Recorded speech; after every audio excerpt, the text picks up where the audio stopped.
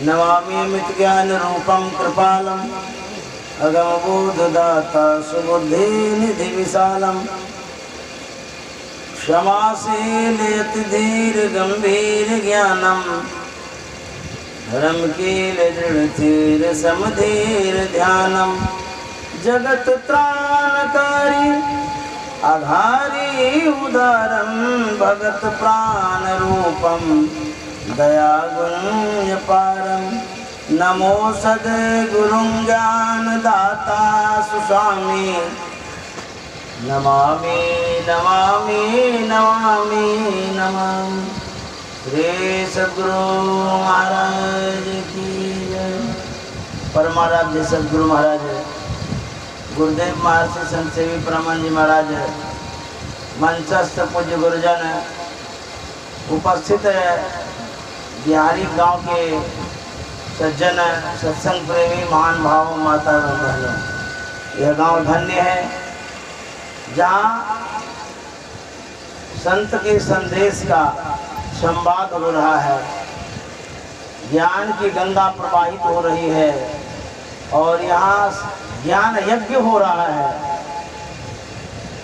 जहाँ पर सत्संग की चर्चा होती है वो धन्य हो जाती है भूमि। जो सत्संग सुनते व्यक्ति भी धन्य हो जाता है, इसलिए जगह भी धन्य है और जो यहाँ के श्रोता वो भी धन्य है। हम लोग जैसे चर्चा सुन रहे थे राम भक्ति के विषय में, गोस्वामी तुलसीदास जी महाराज ने लिखा, राम भगत चिंता मन सुंदर बसई गरुड़ जाके उर अंदर। राम की जो भक्ति है वो चिंतामणि सुंदर एक प्रकाश है, एक पत्थर होता है जिसमें प्रकाश होता है। कहते राम की जो भक्ति है वो चिंतामणि पत्थर के समान है, प्रकाश के समान है। जिनके हृदय में ये होता है, उदित होता है, कहते हैं उनके अंदर में अज्ञानता नहीं रहती है, मोह नहीं रहता है, आसक्ति नहीं रहती है।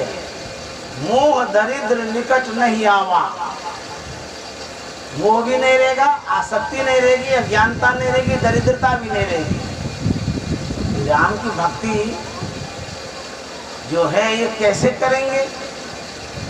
जिसको प्राप्त करने के लिए क्या करना होगा? जिन्होंने दीक्षा लिया है वो गुरु मंत्र जो लिया है उस गुरु मंत्र को जपेंगे मनोयोग पूर्वक। जपते जपते मन की एकाग्रता होगी। जब एकाग्रता बढ़ेगी, दृष्टियों की क्रिया करेंगे, उसमें विशेष दृष्टि का सिमटाव होता है। जब विशेष दृष्टि का सिमटाव होता है तो अंदर में प्रकाश की अनुभूतियाँ होती है, प्रकाश प्राप्त होता है। वही प्रकाश राम की जो भक्ति है चिंतामणि वही है। जो साधना करेंगे उसको मिलेगा। हम लोग अंधकार में हैं, अंधकार में होने के कारण भूल भरम भी होता है, दुख भी होता है। राधा स्वामी साहब ने कहा, इस नगरी में तिमिर समाना भूल भरम हर बार, खोज करो अंतर उजियारी छोड़ चलो नौ द्वार। इस नगरी में, इस शरीर रूपी नगर में अंधकार ही अंधकार है, तिमिर समाना, भूल भरम हर बार, भूल भी होती है, भरम भी होता है। एक व्यक्ति था, वह अपने घर में बैठा था, अचानक एक सांप उसके घर में प्रवेश करने लगा। उस समय शाम का समय था, देख लिया कि बिजधर सांप अंदर आ रहा है। अचानक बिजली चली गई। जैसे ही बिजली गई वो देख लिया था कि अंदर घुस रहा है सांप। वो व्यक्ति के मन में भय हो गया, डर हो गया। किधर भागे? आगे भागेंगे कहीं वहीं सांप होगा तो, पीछे भागेंगे कहीं वहीं सांप होगा तो, बाएं भागेंगे वहीं सांप होगा तो, दाएं भागेंगे कहीं वहीं हो तो, सांप तो कहीं एक जगह होगा। अंधकार होने के कारण पूरे घर में सांप भर गया। भ्रम के कारण, अज्ञानता के कारण मन में संशय होता कि जिधर जाएंगे उधर सांप होगा तो। भूल भी हो रही है, भ्रम भी हो रहा है, डर भय हो रहा है, दुख भी हो रहा है। अचानक बिजली आती है, वो देखता है उस कोने में सांप है, उतर करके भाग कर चला जाता है। जैसे ही प्रकाश हुआ, प्रसन्नता हो गई, खुशी हो गई, आनंदित हो गया, डर भय सब खत्म हो गया। उसी तरह से जब तक हम लोग अंधकार में रहेंगे, हमसे भूल भी होगी, संशय भी मन में होगा, आवागमन के चक्कर में पड़े रहेंगे। इसीलिए कहते हैं खोज करो अंतर उजियारी, खोजो तुम्हारे अंदर में प्रकाश है, छोड़ चलो 9 द्वार। शरीर में जो 9 द्वार है उसको छोड़ करके 10वां द्वार आज्ञा चक्र में जाने के लिए कहते हैं। छोड़ चलो 9 द्वार, राधा स्वामी साहब कहते हैं। एक बार हनुमान जी ने भगवान श्री राम से निवेदन किया, प्रार्थना किया, विनती की, प्रभु आपका कोई दर्शन करना चाहे, आप कैसे उपलब्ध हो पाएंगे, कैसे आपका दर्शन मिल पाएगा, कैसे आपको कोई देख पाएगा, आपकी उपलब्धि कैसे होगी, आपको कैसे कोई प्राप्त करेगा, क्या आपकी कथाओं को सुनने से प्राप्त कर पाएगा, क्या आप के जो जीवन चरित्र को ग्रंथों में लिखा गया है उनको सुनने से होगा, क्या उपाय है जो आपको हम प्राप्त कर पाए। भगवान श्री राम ने कहा ग्रंथ पढ़ने से हम प्राप्त होने वाले नहीं, कथाओं को सुनने से भी हम प्राप्त नहीं होंगे। तो हनुमान जी ने कहा तब कैसे होंगे। भगवान श्री राम ने कहा बहु शास्त्र कथा कंथारो मंथन वृद्धिम अन्वेष्टव्यम प्रत्यन मारुते ज्योतिरांतरम। हे हनुमान, बहुत से शास्त्रों की कथाओं को मथने से क्या फल, अंतर की ज्योति की खोज करो। ये मुक्ति को उपनिषद में लिखा हुआ। भगवान श्री राम हनुमान जी से कह रहे हैं कि हनुमान जी, शास्त्र की कथाओं को मथने से क्या फल। मथना निकृष्ट शब्द है, जैसे बच्चा कोई चीज मथने लगता है तो कहते हैं शास्त्र को मथने से क्या फल, तब कदांतर की ज्योति की खोज करो। तुम्हारे अंदर में प्रकाश है, उस प्रकाश की खोज करो। भगवान श्री राम को तो कहना चाहिए कि हनुमान जी हमारी खोज करो, मंदिर में जाओ या कोई यज्ञ करो, पूजा पाठ करो। कहाँ कुछ कहते हैं, भगवान श्री राम सीधा सीधी कहते हैं तुम्हारे अंदर में जो प्रकाश है उस प्रकाश को प्राप्त करो, मैं प्राप्त हो जाऊंगा। यदि भगवान राम को प्राप्त करना चाहते हैं तो सबके अंदर में जो प्रकाश है उस प्रकाश को प्राप्त करेंगे तो भगवान राम को प्राप्त कर पाएंगे। जब तक उस वस्तु को नहीं प्राप्त करेंगे तब तक भगवान श्री राम नहीं मिलेंगे। एक तत्व दृढ़ाभ्यासाद यावन विजितम मन, एक तत्व का कदम दृढ़ अभ्यास करो। एक तत्व बिंदु है, उस बिंदु का ध्यान करेंगे दृढ़ता के साथ, मजबूती के साथ, बराबर जब ध्यान करेंगे तब भगवान श्री राम को प्राप्त करेंगे। उस भगवान श्री राम की भक्ति होगी। और नहीं तो मंदिर में जाएंगे, पूजा पाठ करेंगे, पान फूल चढ़ाएंगे, जय जय जय हनुमान गोसाई कर लेंगे, बस हो गया पूरा। इतना से भक्ति नहीं होगी। भगवान श्री राम कह रहे हैं यदि मुझे प्राप्त करना चाहते हो मेरा तुम्हारे अंदर में जो प्रकाश है उसकी खोज करो। भगवान बुद्ध ने कहा कौन हासो इमान नंदो नित्यम पज्जनिते सती अंधकारे नोनद्धा पदोपन्न गवसत। क्या हंसी और क्या खुशी, तुम नित्य जल रहे हो, पच रहे हो, अंधकार में पड़े हुए प्रकाश की खोज नहीं करते। खोजने के लिए कहते हैं तो कहाँ खोजेंगे। एक माता जी थी, शाम के समय सुई खरीदने गई, गांव में दुकान थी, उसी दुकान पर गई। माता जी ने कहा कि बाबू एक सुई दे दो। दुकानदार ने एक सुई दे दिया। सुई लेकर के आ रही थी, गली होकर के गुजर रही थी। जो गली का रास्ता था बड़ा उबड़ खाबड़ था, पैर लड़खड़ा गया, सुई हाथ से गिर गई। शाम का समय था, वहाँ से बूढ़ी माता आगे बढ़ती है, वहाँ चली जाती जहाँ म्यूनिसिपैलिटी का पोल था, रोशनी जहाँ जल रही थी। माता जी वो खोजने लगी वहाँ पर। एक सज्जन आए, बोलते हैं कि माता जी आप क्या खोज रही हैं? बोले बाबू मेरी सुई खो गई है, वही खोज रही है। उनके दिल में दया आ गई कि माता जी को मदद कर देते हैं, वो भी खोजने लगे। दूसरा आदमी आया, बोला कि आप लोग क्या खोजते हैं? बोले माता जी की सुई खो गई है। वो भी सोचे कि हम भी खोज देते हैं, वो भी खोजने लगे। फिर खोजते खोजते फिर तीसरा आदमी आ गया, वो कहता है आप लोग बहुत देर से खोज रहे हैं, क्या खोज रहे हैं? बोले माता जी की सुई खो गई है। वो आदमी कहता आप लोग इतने देर से खोज रहे हैं, वो सुई मिल नहीं रही है। बोले नहीं मिल रही है। वो आदमी कहता है माता जी ये बतलाइए सुई कहाँ गिरी है, आप बतला दीजिए, जहाँ गिरी होगी हम लोग सब के सब एक जगह देखेंगे तो जरूर मिल जाएगी। वो माता जी कहती बाबू सुई फलाने गली में गिरी है। अरे सुई गिरी है गली में, आप खोज हो रही यहाँ चौक पर, क्यों? बोले वहाँ अंधकार है, यहाँ प्रकाश है, इसीलिए यहाँ खोजते हैं। कबीर साहब ने कहा वस्तु कहीं ढूंढे कहीं, कहीं विधि आवे हाथ, कह कबीर तब पाइए जब भेदी लीजिए साथ। जिस सुख की खोज करते हैं, जिस ईश्वर परमात्मा की खोज करते हैं, वो कहीं और है और आपकी खोज कहीं और हो रही है। हम मंदिर में जाते हैं खोजने के लिए, वहाँ जो परमात्मा आपके अंदर में है वो उस मूर्ति में भी है, लेकिन वो मूर्ति नहीं है परमात्मा। मूर्ति तो प्रस्तर का है, मिट्टी का है, किसी ने बनाया है। इसीलिए कहते हैं उस परमात्मा को प्राप्त करना चाहते हैं तो अपने अंदर में खोजिए। जब तक अपने अंदर में घुसेंगे नहीं तब तक उसकी प्राप्ति नहीं होगी। और जो अंदर में प्रकाश है उस प्रकाश को प्राप्त करने का प्रयास करेंगे तब वास्तव में परमात्मा का दर्शन होगा।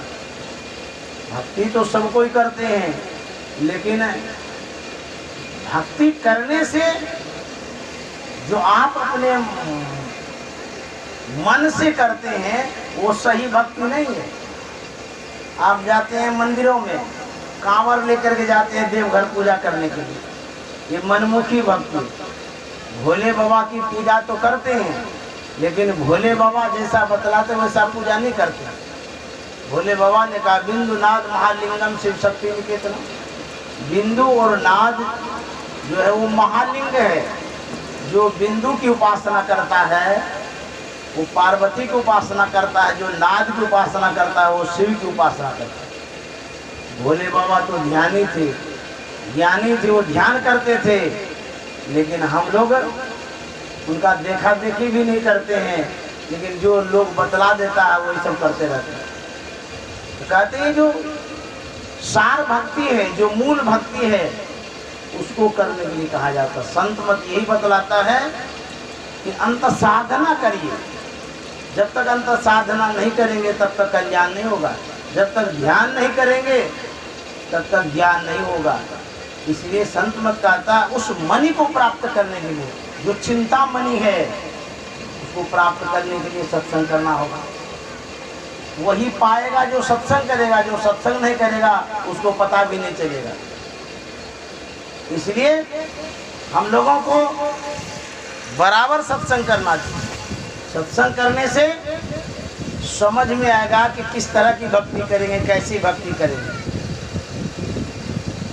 हम लोग हनुमान चालीसा पढ़ते हैं, उसमें लिखा हुआ है जय जय जय हनुमान गोसाई कृपा करो गुरुदेव की नाई। उसके रचनाकार हैं तुलसीदास जी महाराज। तुलसीदास जी महाराज कहते हैं हनुमान जी आपकी जय हो, जय हो, जय हो, आप कृपा करिए। गोस्वामी जी कहते हैं आप कृपा करिए, लेकिन अपने तरह नहीं करिएगा कृपा। तब कहते हैं गुरुदेव की तरह कृपा करिए। गुरुदेव कैसे कृपा करते हैं, गुरुदेव की कैसी कृपा होती है? कहते हैं बंदो गुरुपद कंज कृपा सिंधु नर रूप हरि महामोहतम पुंज जासु बचन रवि करनी कर। गुरु ऐसे होते हैं जो कृपा के सागर होते हैं। जैसे सवेरे सूर्य उदय होता है तो अंधकार दूर हो जाता है, उसी तरह से संत सदगुरु की कृपा होती है। तो जो भगत हैं उनके अंदर में जो अज्ञानता वो दूर हो जाती है। वो सदगुरु कैसे होते हैं? बंदों प्रथम महीसुर चरना, मोह जनित संशय सब हरना। तुलसीदास जी महाराज कहते हैं मैं वंदन करता हूँ, प्रणाम करता हूँ किनको? महीसुर को। महीसुर का मतलब मही ने पृथ्वी, सुर ने देवता। पृथ्वी पर के देवता को मैं प्रणाम करता हूँ। पृथ्वी पर के देवता कौन है? ब्राह्मण। ब्राह्मण तो है, लेकिन कैसे ब्राह्मण? तुलसीदास जी महाराज कहते हैं वैसे ब्राह्मण जो मोह जनित संशय सब हरण, जो अज्ञानता को हरण कर लेता है, दूर कर देता है, मोह से दूर कर देता है, ऐसे जो ब्राह्मण है वही सच्चे सद्गुरु हैं, उन्हीं को मैं प्रणाम करता हूँ। रामचरितमानस जो लिखा गया उसमें वंदना लिखी गई है। कोई भी व्यक्ति रचनाकार होता है तो अपने इष्ट को पहले सामने में रखता है। कोई भी लेखक होगा तो गोस्वामी तुलसीदास जी महाराज के इष्ट कौन है? भगवान श्री राम। तो जब भगवान श्री राम है उनके इष्ट, तो सबसे पहली वंदना भगवान श्री राम की होनी चाहिए। लेकिन जब रामायण पढ़ते हैं तो सबसे पहली वंदना में लिखते हैं बंदों गुरुपद गंध। मैं वंदना करता हूँ गुरु के चरण कमल की। वहाँ तो लिखना चाहिए बंदों श्री राम पद, या बंदों हनुमान पद, या बंदों गणेश पद। ऐसा नहीं लिख करके लिखते बंदों गुरुपद। मैं गुरु के चरण कमल को प्रणाम करता, वंदन करता हूँ। तब यहाँ से रचना प्रारंभ करते हैं रामायण का। गुरु कैसे होते हैं? ज्ञान कहे अज्ञान बिनु, तम बिनु कहे प्रकाश, निर्गुण कहे जो सगुण बिनु, सो गुरु तुलसीदास। ज्ञान की बात करते हैं अज्ञानता से ऊपर उठ करके। तम बिनु कहे प्रकाश, तमन अंधकार, अंधकार से ऊपर उठ करके ज्ञान में प्रतिष्ठित होकर के, प्रकाश में प्रतिष्ठित होकर के बात करते हैं। निर्गुण कहे जो सगुण बिनु, सो गुरु तुलसीदास। निर्गुण की बात करते हैं सगुण से ऊपर उठ करके। इस तरह से जो होते हैं वो सच्चे सदगुरु होते हैं, इसलिए उनकी वंदना की गई है। एक हुई गुरु भक्ति सहजोबाई, वो क्या कहती है? राम तजो पे गुरु न विसारो, गुरु के सम हरि कौन निहारो। राम तजो पे गुरु न विसारो, गुरु के सम हरि कौन निहारो। राम तजो पे गुरु न विसारो, गुरु के सम हरि। कहते हैं मैं राम को तज सकती हूँ लेकिन गुरु को नहीं छोड़ सकती। उनसे पूछा गया भाई आप भगवान को भी छोड़ सकते हैं, गुरु को नहीं छोड़ सकते, ऐसा क्यों? आखिर गुरु में क्या विशेषता, क्या खासियत है जो उसको नहीं छोड़ सकते हैं, भगवान को छोड़ सकते हैं? वो उत्तर देती है हरि ने जन्म दियो जग माही, हरि ने जन्म दियो जग माही, गुरु ने आवा गमन छुटाई। इसलिए गुरु ने आवा गमन छुटाई। राम तजो पे गुरु न विसारो, गुरु के सम हरि कौन निहारो। राम तजो पे गुरु न विसारो, गुरु के सम हरि कौन निहारो।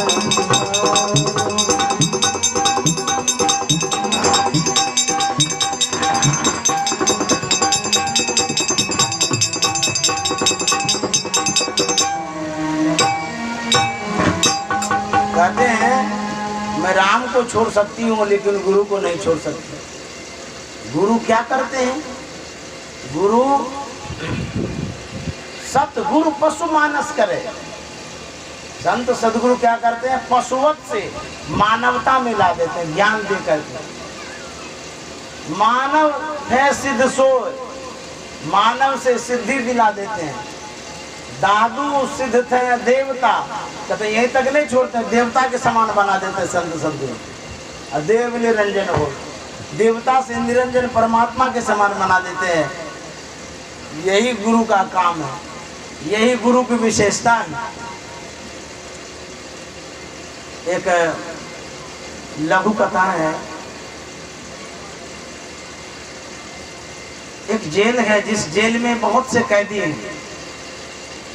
उन कैदियों को बहुत कष्ट हो रहा है, रहने में, खाने में, पीने में, पहनने में, दवाई में, वगैरह वगैरह।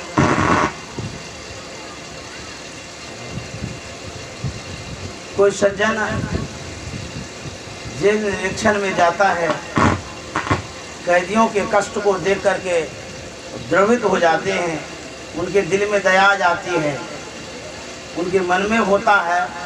जितने यहाँ कैदी हैं, ध्यान से सुनिए, ध्यान यदि नहीं देंगे तो अब तो थोड़ी देर तक तो कह रहे हैं ध्यान दीजिए, उसके बाद हम रहेंगे नहीं, जो कहेंगे बार बार ध्यान दीजिए ना, आप लोग यहाँ आ गए बैठने के लिए।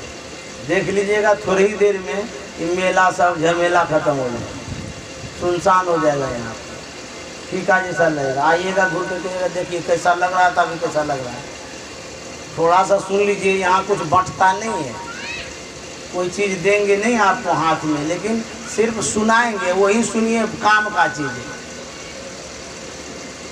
वह व्यक्ति जेल में जितने कैदी थे उनके लिए पौष्टिक आहार उपलब्ध करा देता है, बढ़िया बढ़िया खाना पीना।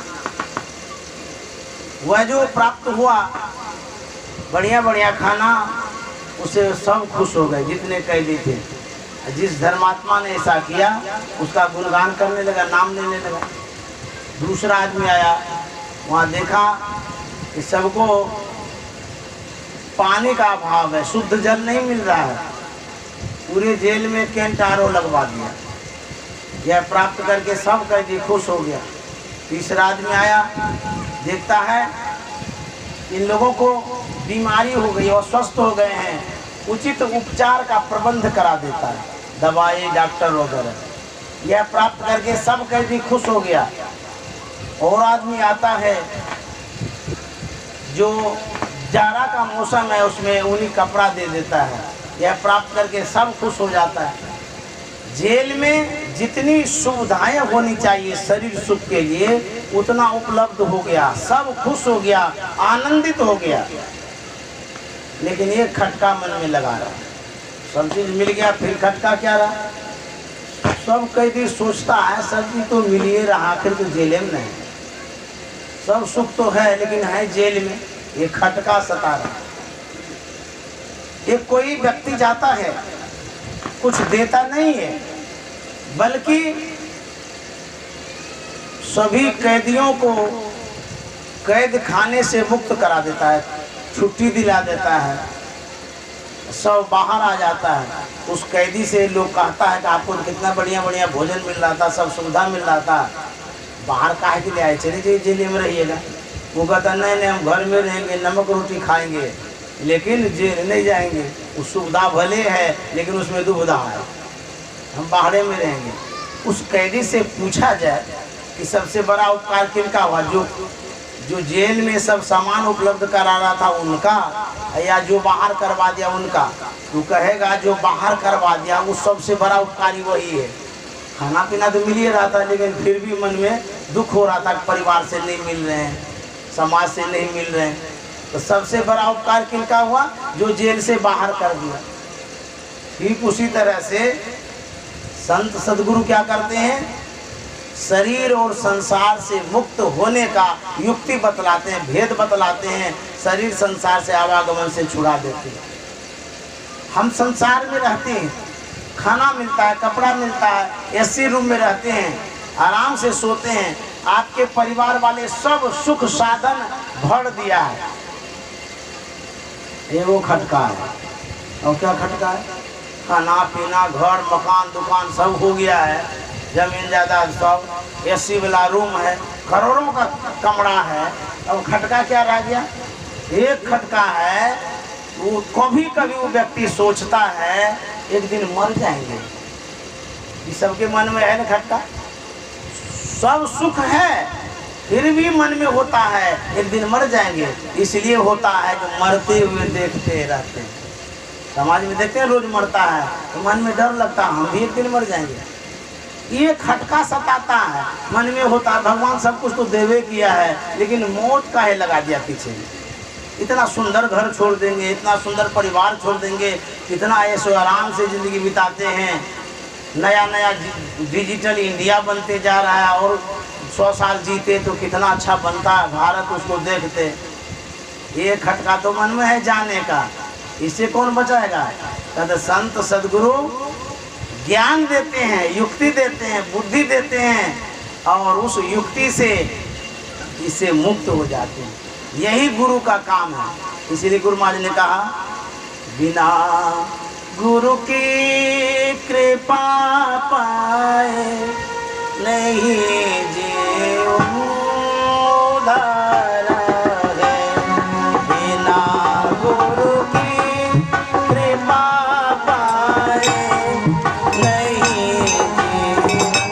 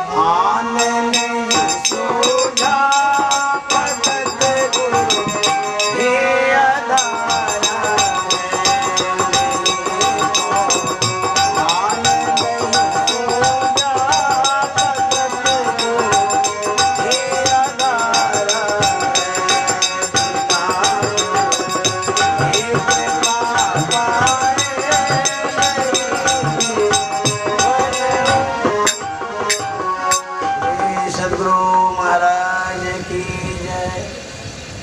यह 5 दिनों का सत्संग पूर्ण होने जा रहा है। इस सत्संग के मुख्य कर्ता धर्ता हैं राम सेवक बाबू, और हमारे बीच राम सेवक बाबू के भाई भी हैं, राम सूरत बाबू, जीवन बाबू, और क्या नाम है, और क्या नाम है, जलंधर सिंह, जलंधर बाबू। तो ये सब भाई हैं और सबका इसलिए सहयोग है। रानीगंज से आए राम सूरत बाबू, वहाँ से आकर के मदद कर रहे हैं। हमारे राम सेवक बाबू बड़े उदार हृदय के हैं, जिन्होंने विशेष धन लगा करके इसमें योगदान दिया है और सहयोग किया, इस सत्संग को कराया है। आज भंडारा का भी कार्यक्रम था, जिसमें सैकड़ों आदमी यहाँ आकर के भंडारा प्राप्त किए, भोजन प्राप्त किए, गुरु प्रसाद दिए। धन सबके पास होता है, लेकिन सदुपयोग कोई कोई कर पाते हैं। जब मोदी ने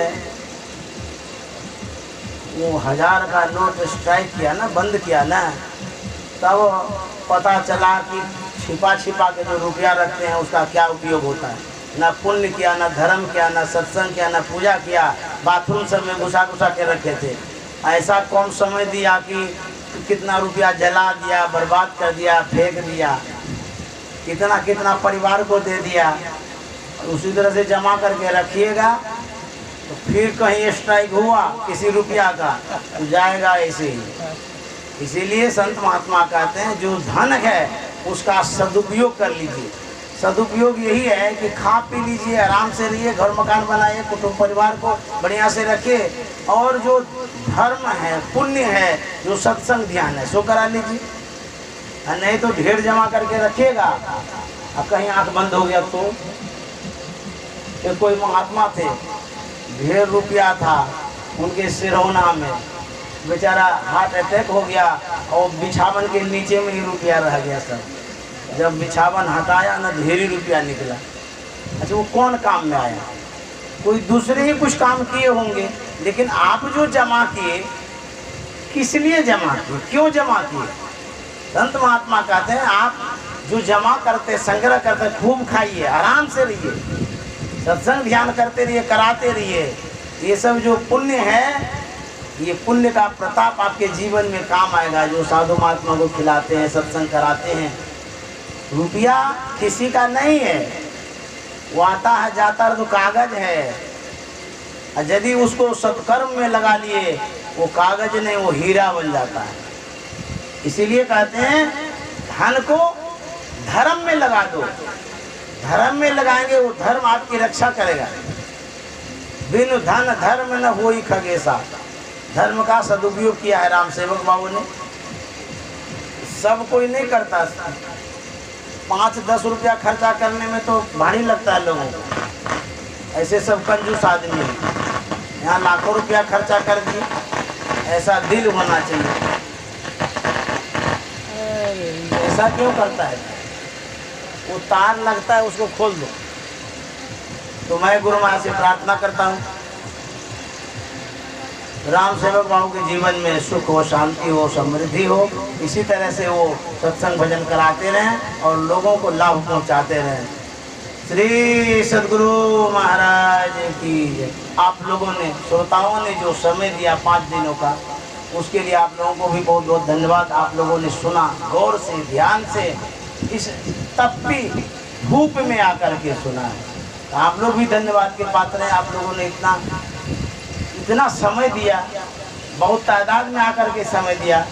बड़ी प्रसन्नता हुई, खुशी हुई। आप लोगों ने जो सत्संग सुनने का ये समय दिया है, आप लोगों को बहुत बहुत धन्यवाद। अब मैं आदरणीय नरेश बाबा से निवेदन करूंगा कि वो आगे की, और चले गए हैं, अच्छा आ रहे हैं नरेश बाबा।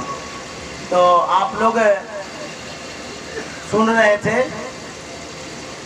कि ये जो धन है इसका सदुपयोग करना चाहिए। पानी बाढ़े नाव में, घर में बाढ़े दाम, 2 हाथ उलीचिए, यही सयानो काम। नाव में पानी बढ़ने लगे तो उसको उलीच दीजिए, उपछ दीजिए, और यदि नहीं उपचेंगे तब क्या होगा, इतना पानी बढ़ जाएगा, नाव डूबेगी और नाव पर जो सवार है वो भी डूबेगा। अब घर में यदि आमदनी होने लगे, वृद्धि होने लगे, तो भगवान के चरणों में चढ़ाइए, पूजा करिए, ध्यान करिए, सत्संग करिए, धर्म का काम करिए, दान पुण्य करिए। नहीं तो क्या होगा, जैसे पानी बढ़ने से नाव डूब जाती है, उसी तरह से अनावश्यक धन घर में संग्रह होने से उस घर को ही खा जाता है। एक गुरु महाराज के समय की कहानी, बहुत बड़ा आदमी था, पैसा वाला था, बहुत कंजूस था, कभी कुछ नहीं करता था धर्म का काम, कुछ भी नहीं, खाता पीता रहता था, अपना आराम से रहता था, बहुत जमीन जायदाद वाला आदमी था। उसको एक बीमारी हुई, बीमारी छूटिए नहीं रही थी, बीमारी से नहीं छूट रही थी। वो बीमारी कहता था कि तुम्हारे पास पैसा इतना है, तुम गरीब लोगों को कुछ देता ही नहीं है, न दान पुण्य करता, इसीलिए हम ही खर्चा करें। वो बीमारियाँ खर्चा कराता रहता था, लेकिन छूटता भी नहीं था। किसी ने कहा दिया कि मुहर्षि जी हैं, उनके पास जाइए, वो आशीर्वाद देंगे तो हो सकता है छूट जाए। वो कुपा घाट आए गुरु महाराज के शरण में, रो रो करके प्रार्थना करने लगे कि सरकार ऐसे ऐसे बीमारी हो गई, छूटती ही नहीं है, बहुत इलाज करते हैं तब भी नहीं छूटती। तो गुरु महाराज दया बस कृपा कर दिए, आशीर्वाद दे दिए, कुछ ही दिन में वो बीमारी ठीक हो गई। लेकिन इतना बड़ा कंजूस आदमी था, एक पैसा तक नहीं गुरु महाराज को चढ़ाया, तब भी नहीं चढ़ाया। इतना ठीक होने के बाद हुआ, डॉक्टर को बहुत दिया लेकिन नहीं चढ़ाया। बाबा तो आ गए, इसको समाप्त कर देते हैं 2 मिनट में। तो एक बार क्या हुआ, बदमाश लोग उसको चिट्ठी लिखा, इतना रुपया हमको चाहिए, और यदि रुपया नहीं देंगे तो फलाने तारीख हो जाएंगे, लूटेंगे भी कूटेंगे। तो कुछ नहीं देता है किसी का। अब देखिए, किसी का सुने या ना सुने, सज्जन आदमी का तो सुनवे नहीं करेगा, लेकिन बदमाश का जल्दी सुन लेता है, क्योंकि डर रहता है ना, मार भी करेगा ही। इसके मन में डर हो गया, अब कौन बचाएगा।